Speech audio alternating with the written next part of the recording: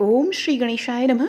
प्रमुख 18 पुराणों में से एक मार्कंडेय पुराण के अंतर्गत देवी कवच या दुर्गा कवच श्री दुर्गा सप्तशती का एक प्रमुख हिस्सा है।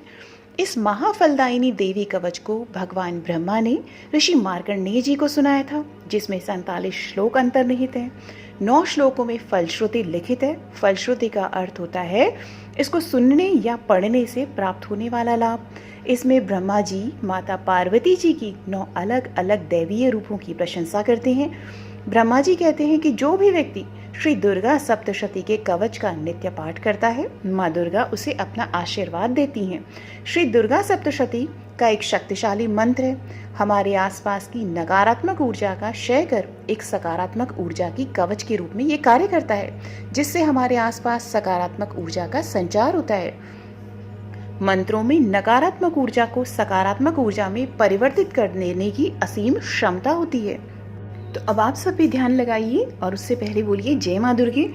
मार्कंडेय जी ने कहा कि हे पितामह, जो इस संसार में परम गोपनीय तथा मनुष्यों की सब प्रकार से रक्षा करने वाला है और जो अब तक आपने दूसरे किसी के सामने प्रकट नहीं किया हो, ऐसा कोई साधन मुझे बताइए।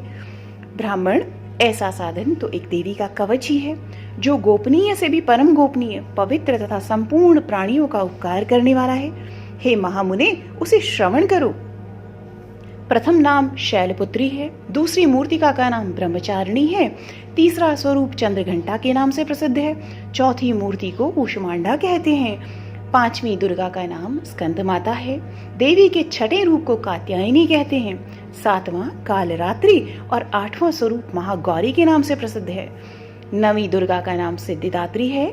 ये सब नाम सर्वज्ञ महात्मा वेद भगवान के द्वारा ही प्रतिपादित हुए हैं। ये सब नाम वेद भगवान के ही द्वारा रचित हैं। जो मनुष्य अग्नि में जल रहा हो, रणभूमि में शत्रुओं से घिर गया हो, विषम संकट में फंस गया हो तथा इस प्रकार भय से आतुर होकर जो भगवती दुर्गा की शरण में प्राप्त हुए हों, उनका कभी कोई अमंगल नहीं होता।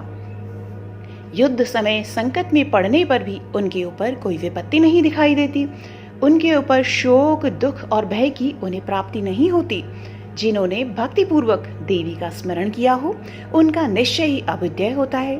हे देवेश्वरी, जो आपका चिंतन करते हैं, उनकी आप निसंदेह रक्षा करती हो।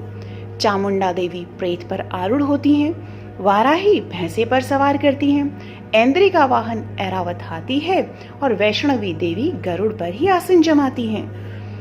महेश्वरी वृषभ पर आरूढ़ होती हैं, कौमारी का वाहन मयूर है। भगवान श्री हरि विष्णु जी की प्रियतमा लक्ष्मी देवी कमल के आसन पर विराजमान है और हाथों में कमल धारण किए हुए हैं। वृषभ पर आरूढ़ ईश्वरी देवी ने श्वेत रूप धारण कर रखा है। ब्राह्मी देवी हंस पर बैठी हुई हैं और सब प्रकार के आभूषणों से विभूषित हैं। इस प्रकार ये सभी माताएं सब प्रकार की योग शक्तियों से संपन्न हैं। इनके सिवा और भी बहुत सी देवियां हैं जो अनेक प्रकार के आभूषणों की शोभा से युक्त तथा नाना प्रकार के रत्नों से सुशोभित हैं। ये संपूर्ण देवियां क्रोध में भरी हुई हैं और भक्तों की रक्षा के लिए रथ पर बैठी दिखाई देती हैं। ये शंख, चक्र, गदा, शक्ति, हल और मूसल, खेटक और तोमर, परशु तथा पाश, कुंत और त्रिशूल एवं उत्तम शारंग, धनुष आदि अस्त्र शस्त्र अपने हाथ में धारण करती हैं। दैत्यों के शरीर का नाश करना, भक्तों को अभयदान देना और देवताओं का कल्याण करना, यही उनके शस्त्र धारण का उद्देश्य है। महान रौद्र रूप, अत्यंत घोर पराक्रम, महान बल और महान उत्साह वाली देवी, आप महान भय का नाश करने वाली हो। आपको नमस्कार है। आपकी ओर देखना भी कठिन है। शत्रुओं का भय बढ़ाने वाली जगदम्बिके, मेरी रक्षा करो। पूर्व दिशा में ऐन्द्री, इंद्र शक्ति मेरी रक्षा करी। अग्निकोण में अग्निशक्ति, दक्षिण दिशा में वाराही तथा नैऋत्य कोण में खड्ग धारिणी मेरी रक्षा करी। पश्चिम दिशा में वारुणी और वायव्य कोण में मृग पर सवारी करने वाली देवी मेरी रक्षा करी। उत्तर दिशा में कौमारी और ईशान कोण में शूल धारिणी देवी रक्षा करी। ब्राह्मणी, आप ऊपर की ओर से मेरी रक्षा करो और वैष्णवी देवी, आप नीचे की ओर से मेरी रक्षा करी। इसी प्रकार शव को अपना वाहन बनाने वाली चामुंडा देवी 10 दिशाओं में मेरी रक्षा करी। जया आगे से और विजया पीछे की ओर से मेरी रक्षा करी। वाम भाग में अजता और दक्षिण भाग में अपराजिता रक्षा करी। उद्योतनी शिखा की रक्षा करी। उमा मेरे मस्तक पर विराजमान होकर रक्षा करी। ललाट में मालाधारी रक्षा करें और यशस्विनी देवी मेरी बाहों का संरक्षण करें। बाहों के मध्य भाग में त्रिनेत्रा और नथनों की यमघंटा देवी रक्षा करें। ललाट में मालाधारी रक्षा करें और यशस्विनी देवी मेरी बाहों का संरक्षण करें। बाहों के मध्य भाग में त्रिनेत्रा और नथनों की यमघंटा देवी रक्षा करें। नासिका में सुगंधा और ऊपर के होंठ में चर्चिका देवी रक्षा करें। नीचे के होंठ में अमृत कला तथा जिह्वा में सरस्वती रक्षा करें। कौमारी दांतों की और चंटिका कंठ प्रदेश की रक्षा करें। चित्रघंटा गले की घाटी और महामाया तालु में रह करके रक्षा करें।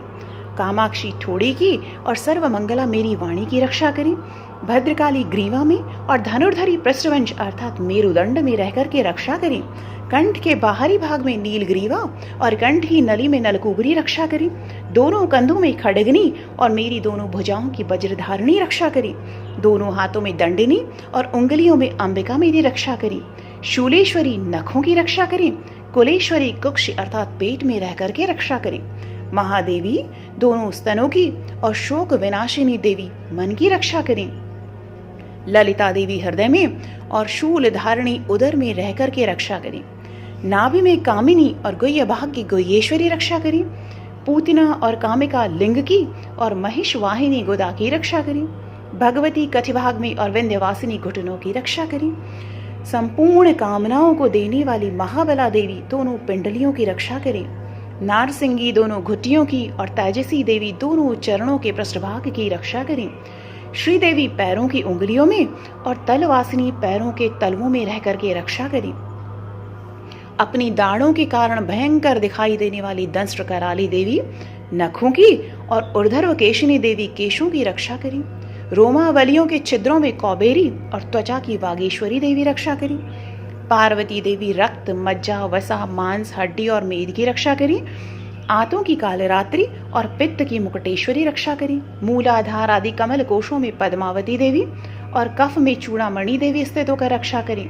नख के तेज की ज्वालामुखी रक्षा करें, जिसका किसी भी अस्त्र से भेदन नहीं हो सकता। वह अविद्या देवी शरीर की समस्त संधियों में रह करके रक्षा करें। ब्राह्मणी आप मेरे वीर्य की रक्षा करें। छत्रेश्वरी आप छाया की तथा धर्मधारिणी देवी मेरे अहंकार, मन और बुद्धि की रक्षा करें। हाथ में वज्रधारणी, वज्र धारण करने वाली वज्रहस्ता देवी मेरे प्राण, अपान, व्यान, उदान और समान वायु की रक्षा करें। कल्याण से शोभित देवी भगवती कल्याण शोभना मेरे प्राण की रक्षा करें। रस, रूप, गंध, शब्द और स्पर्श इन विषयों का अनुभव करते समय योगिनी देवी रक्षा करें तथा सत्वगुण, रजोगुण और तमोगुण की रक्षा सदा नारायणी देवी करें। वाराही आयु की रक्षा करें। वैष्णवी धर्म की रक्षा करें तथा चक्रणी चक्र धारण करने वाली देवी यश, कीर्ति, लक्ष्मी, धन तथा विद्या की रक्षा करें। इंद्राणी आप मेरे गोत्र की रक्षा करें। चंडिका आप मेरे पशुओं की रक्षा करें। महालक्ष्मी पुत्रों की रक्षा करें और भैरवी पत्नी की रक्षा करें। मेरे पथ की सुपथा तथा मार्ग की क्षेम करी रक्षा करें। राजा के दरबार में महालक्ष्मी रक्षा करें तथा सब ओर व्याप्त रहने वाली विजया देवी संपूर्ण भयों से मेरी रक्षा करें। देवी जो स्थान कवच में नहीं कहा गया है, जो रक्षा से रहित है, वह सब आपके द्वारा सुरक्षित हो, क्योंकि आप विजयशालिनी और पापनाशिनी हो। यदि अपने शरीर का भला चाहे मनुष्य तो बिना कवच के कहीं एक पग भी न जाए। कवच का पाठ करके ही यात्रा करे। कवच के द्वारा सब ओर से सुरक्षित मनुष्य जहाँ जहाँ भी जाता है वहाँ वहाँ उसे धन लाभ होता है तथा संपूर्ण कामनाओं की सिद्धि करने वाली विजय की प्राप्ति होती है। वह जिस जिस अभीष्ट वस्तु का चिंतन करता है उसको निश्चय ही प्राप्त कर लेता है। वह पुरुष इस पृथ्वी पर तुलना रहित महान ऐश्वर्य का भागी होता है। कवच से सुरक्षित मनुष्य निर्भय हो जाता है। युद्ध में उसकी पराजय नहीं होती तथा वह तीनों लोकों में पूजनीय होता है। देवी का यह कवच देवताओं के लिए भी दुर्लभ है। जो प्रतिदिन नियम पूर्वक तीनों संध्याओं के समय श्रद्धा के साथ इसका पाठ करता है उसे दैवी कला प्राप्ति होती है तथा वह तीनों लोकों में कहीं भी पराजित नहीं होता। इतना ही नहीं, वह अपमृत्यु रहित हो जाता है। 100 से भी अधिक वर्षों तक वह जीवित रहता है। मकरी, चेचक और कोढ़ आदि उसकी संपूर्ण व्याधियां नष्ट हो जाती हैं। कनेर, भांग, अफीम, धतूरे आदि का स्थावर विष, सांप और बिच्छू आदि के काटने से चढ़ा हुआ जंगम विष तथा अहिवेन और तेल के संयोग आदि से बनने वाला कृत्रिम विष, ये सभी प्रकार के विष दूर हो जाते हैं, उनका कोई असर नहीं होता। इस पृथ्वी पर मारण, मोहन आदि जितने भी अभिचारिक प्रयोग होते हैं, इस प्रकार के मंत्र यंत्र होते हैं, वे सब इस कवच को हृदय में धारण कर लेने पर उस मनुष्य को देखते ही नष्ट हो जाते हैं। यही नहीं, पृथ्वी पर विचरने वाले ग्राम देवता, आकाशचारी देवता, विशेष जल के संबंध से प्रकट होने वाले गण, उपदेश मात्र से सिद्ध होने वाले निम्न कोटि के देवता, अपने जन्म के साथ प्रकट होने वाले देवता, कुल देवता, माला, डाकिनी, शाकिनी, अंतरिक्ष में विचरण करने वाली अत्यंत बलवती भयानक डाकिनियां, ग्रह, भूत, पिशाच, यक्ष, गंधर्व, राक्षस, ब्रह्म राक्षस, बेताल, कूष्मांड और भैरव आदि अनिष्ट कारक देवता भी हृदय में कवच धारण किए रहने पर उस मनुष्य को देखते ही भाग जाते हैं। कवचधारी पुरुष को राजा से सम्मान वृद्धि की प्राप्ति होती है। यह कवच मनुष्य के तेज की वृद्धि करने वाला और उत्तम है। कवच का पाठ करने वाला पुरुष अपनी कीर्ति से विभूषित भूतल पर अपनी सुयश के साथ वृद्धि को भी प्राप्त होता है।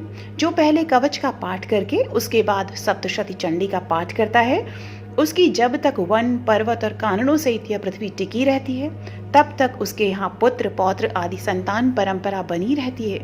देह का अंत होने पर वह पुरुष भगवती महामाया के प्रसाद से नित्य परम पद को प्राप्त होता है, जो देवताओं के लिए भी दुर्लभ है। वह सुंदर दिव्य रूप धारण करता है और कल्याण के साथ, शिव के साथ आनंद का वो भागी होता है।